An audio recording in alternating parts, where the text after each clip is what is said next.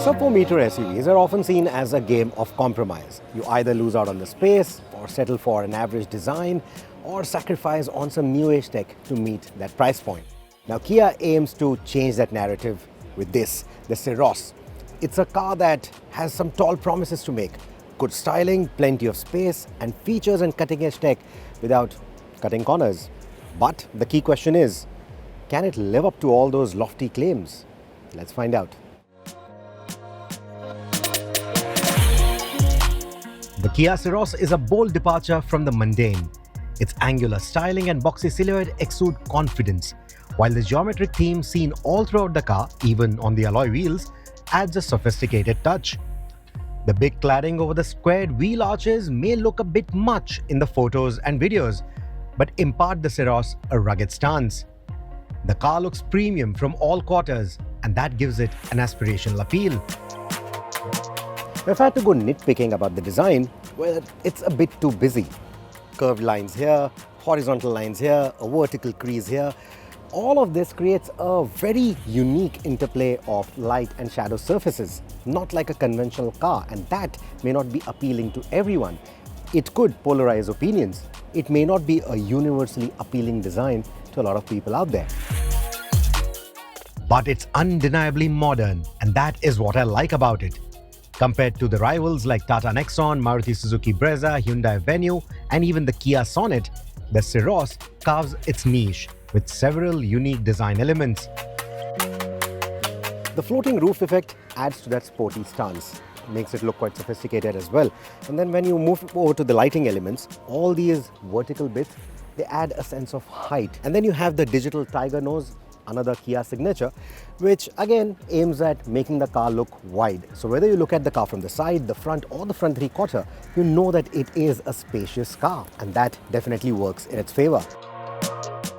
No matter what angle you look at the car from, it has a modern, high-tech vibe. Key question: will it redefine the segment expectations? Well, only time will tell.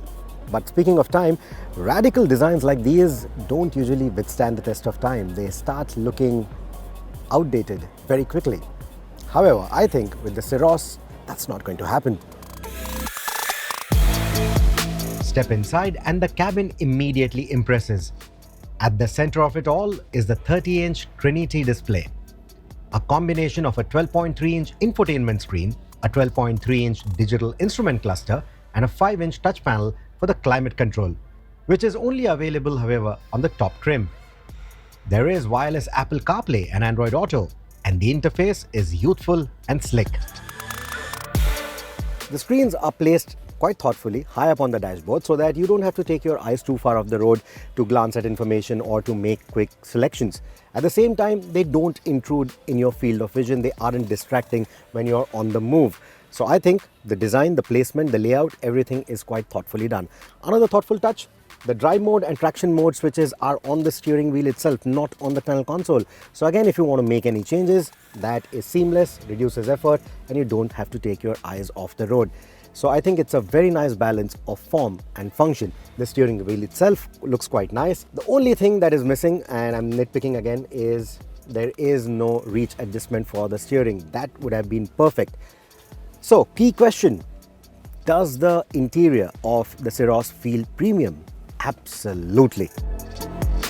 Contributing further to the premium appeal are the myriad of cabin color options depending on the variant you choose. There is a beautiful interplay of textures that feel rich for the segment. And the high-tech vibe continues in here with switches and panels thoughtfully laid out. Other standout features include rear ventilated seats. Yep, you heard that right. A segment first. And even adjustable rear seats, both for reach and recline. The doors of the Syros almost open 90 degrees, and you also have a high hip point, which means that families that have elderly parents, elderly passengers, they are going to find the Syros to be a really comfortable car. I quite like it. Getting in and out of the car is quite nice. Now, the driver's seat is set to my driving preference. Knee room is pretty decent. Foot space is really good. Under thigh support is also quite nice. and then you have this airy feel coming from the panoramic sunroof. Now, even the lower trims are going to get a sunroof, though not panoramic.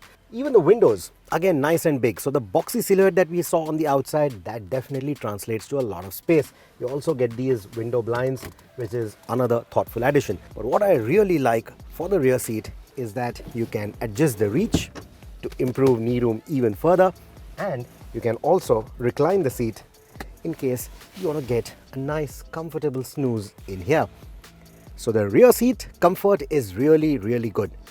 Key question: can the sub-4 meter space give you an option of a chauffeur-driven car?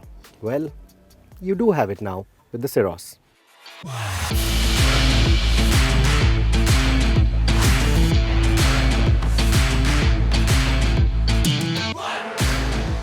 When was the last time you could sit cross-legged in the back of a sub-4 meter crossover and still leave enough room for the front passenger to sit comfortably? I can't remember. That is the money shot for the Syros. The kind of rear seat comfort that it offers is simply phenomenal. And it's not just with the contouring of the seat or the way the seat is laid out. It's also the ride quality that you get at the back. Even with 4 people sitting in the car, there's going to be absolutely no problem at all. The suspension tuning is spot on. So whether you're chauffeur driven or you want to bring your work to your car, you can do all of that. There are also USB-C fast charging ports right here at the back. So as long as you're using new age devices, new age laptops, etc., you should be able to charge them on the go. That is not a problem at all. You want some privacy, you have the screen here. You don't want the privacy, you want a more airy feel, just slide this down.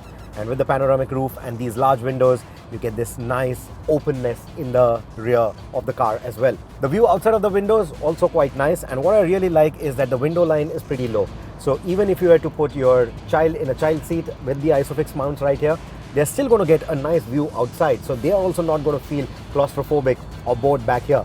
So I think the rear seat is very well thought out. Be it kids, adults, elderly people, their comfort is completely taken care of back here. And this is something that I really like. Right then, so the Kia Syros is going to be available with 2 powertrain options. The 1-liter petrol creates headlines because it can be had with a 6-speed manual. I'm already smiling. Well, let's just launch the car.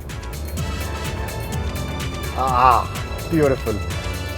You know how much I love this engine. Most of us do. Once you drive this car, once you drive this engine with either of the Hyundai or Kia applications, you are going to fall in love with that engine. But with a 6-speed manual, it's beautiful. It just feels so much more alive. This is a 1-liter turbo petrol engine which delivers 120 PS and 172 Newton meters of torque, paired with either a 6-speed manual or a 7-speed DCT or dual clutch transmission. The DCT is blisteringly quick and tuned very nicely for Indian conditions, meaning that it's reliable too. But the manual has my heart, and there is no IMT as of now. Now the clutch itself, not too heavy at all, so even if you were to make this choice, you are not going to be really penalized too much, even if you stay in cities that have a lot of bumper-to-bumper traffic. So the clutch doesn't feel cumbersome at all. Modulating the clutch in slow-moving city traffic, again, no problem at all. And when you are in the mood, this engine just builds up speed very quickly, and the shift quality from this manual is superb. As before, this engine really comes alive from the 3000 RPM mark, so that's not too tall. The mid-range is really good, and with a manual, the joy of driving this is elevated to a whole new level.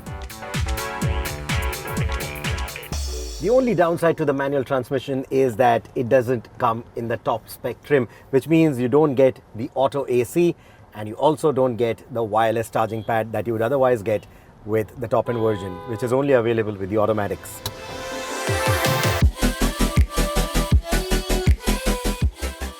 The Syros also comes with the Kia Connect 2.0, which is their new age connected tech suite, which, like the Carnival and the EV9, can help you, the service center or the call center, remotely diagnose up to 16 various ECUs inside the car. And the service center can even roll out over-the-air fixes in case there is any software-defined glitch. In a nutshell, most cars do OTA updates for the infotainment alone, but the Syros can do it for some of the car's vital components too. Before we move on to the other powertrain options, let's also take this opportunity to talk about the visibility of this car. Even if this is going to be your first car, or even if you are upgrading, say, from a small hatchback onto this one, getting a judgment of all the four corners is not going to be difficult at all. You also have the 360-degree cameras, you have the 3D view, etc. to help you get a good judgment even in tight parking spaces. And out on the road, in the city traffic, in bumper-to-bumper traffic, you're sitting pretty high up, so you get that commanding view of the road. You also see both the corners of the bonnet, you see a bit of the bonnet as well. So even from a newbie's perspective, it is very easy to get a judgment of the car, and it immediately instills confidence.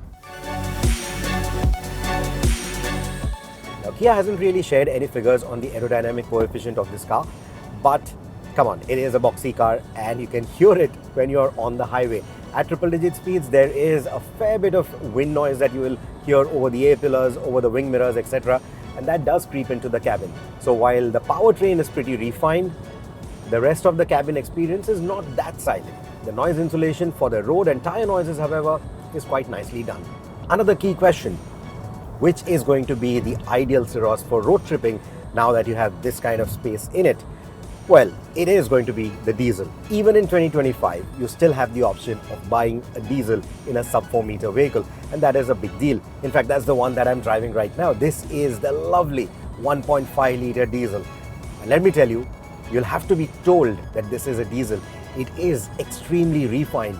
No gravelly note, no pedal vibrations. Nothing inside the cabin will tell you that this is a diesel. That is how refined it is.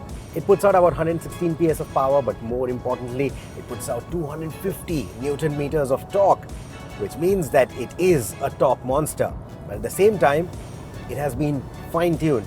This one here is mated to the 6-speed automatic transmission, the torque converter, and if I were to put my foot down, it just cleanly starts building speed, and rapidly at that. You can already hear the beeper. The torque is what makes that instantaneous pull happen. So pulling overtakes at highway speeds, triple-digit speeds, no problem at all. And in the city, it's lovely. They're very nicely controlled, the torque steer. So even at city speeds, if you get a little carried away, absolutely no problems at all. They're very nicely fine-tuned, all those electronics.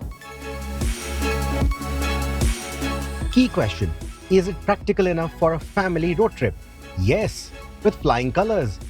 In the urban settings, the turbo petrol feels lively, zipping through the traffic with ease. On the highways though, it holds its own, but might leave enthusiasts wanting a bit more punch. The diesel, on the other hand, is the long-distance cruiser and should easily return 16 to 18 kilometers per litre in the real world. So if you want to do a lot of road tripping, the diesel is still going to be my choice. And on the topic of road tripping, I already showed you that the rear seats can be adjusted for reach as well as recline. That will not only let you adjust your knee room, but also maximize boot space if you have to.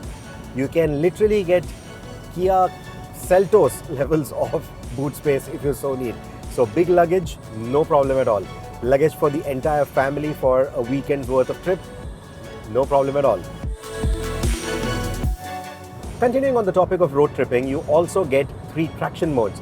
So these are essentially like terrain modes, so it's going to give you snow, mud and sand. These are the 3 options that it's going to let you choose from. Now there is no all-wheel drive available on this car, definitely not in India, but these 3 will essentially affect the way the traction control works, so that there is enough traction when you're tackling this kind of slippery or tricky terrain. It will not keep cutting in, it will not keep cutting the engine power, etc. In fact, it will fine-tune the engine power to help you get out of that tricky situation as well. Now this is something that we've seen with the Syros, and it works pretty well for most of the conditions. Of course, if it's really heavy snow, deep sand, etc., it's not really going to help you that much, but it is a good piece of kit to have in a sub-4-meter vehicle like this. Key question: does the Syros feel safe enough for Indian roads? On paper, yes. What I also like is how fine-tuned the ADAS systems are. Not just on open highways like these, but even in the city, it is quite fine-tuned for the Indian conditions. It isn't too intrusive or erratic, and the ADAS suite is closer in its functionality to the Syros than the Sonnet, making it a lot richer than similar tech that we've seen in other sub-4-meter cars. In fact, the safety suite of the Syros is quite a hefty one. 6 airbags and a lot of other safety tech is standard across all trims. While crash safety ratings are yet to be revealed, the Syros' safety package positions it as one of the safer choices in the segment, at least on paper. A common complaint that we've had with the Kia Sonet has been its stiff or firm ride quality. Those complaints have been addressed with the Syros. So if you are looking at a more comfortable offering from Kia in the sub-4 m space, the Syros is definitely going to be it. Be it small bumps, ruts, joints, or even the bigger potholes that we every now and then come across in the city, I think the Syros has been quite well tuned to take on or to soak in all of those bumps without a problem. What I also like is the suspension remains pretty silent even on bad road conditions. What I, however, would have loved to see improved is the braking. Compared to the Sonet or the Seltos, this doesn't feel any better. It still needs a firm push of the brake pedal. The braking feedback at the pedal is also not as precise. So that is something that they definitely should have worked on. With the automatic, the engine braking response is really quite good. You don't really have to be in the sportier driving modes or anything for it, but if you are, the braking response is that much sharper from the engine. That said, Kia claims that the Syros stops in a shorter distance than any of its rivals, and the fat tires and rear disc brakes definitely help in that regard. While the ride quality definitely feels like a marked improvement over the Sonet or the Seltos, it doesn't really compromise on the handling dynamics of the car. With the kind of powertrain options that you have and that 6-speed manual with the 1 litre, there are going to be quite a few enthusiasts who will also actively look at the Syros, and it's not going to disappoint you. It's definitely not as taut as what the Kailac feels. That's the other new entrant in the sub-4 m space, but this is quite a nice car to drive, a fun car to drive. So it is definitely going to give you quite a lot of smiles, quite a lot of laughs. That is definitely guaranteed. So despite the tall stance, there is not a lot of body roll or side-to-side movement to complain about. Even hitting the switchbacks, the car maintains its composure quite well. Key question: is it the most value for money offering in the sub-4 m space? It definitely is in my books. It slots between the Sonet and the Seltos, so it's definitely pricey on the price list. However, the amount of tech and the kit that it offers, the kind of space it offers, the kind of versatility it offers, and the kind of comfort that it offers, I think it just ticks all the right boxes. So if you're looking for the maximum value for the money that you're putting down, this one has to be it. In fact, I think it offers even more value than something like the Seltos, which is sitting in a segment higher. So if you don't necessarily need the additional length or the additional size that the Seltos gives you, then you should be perfectly fine with the Syros.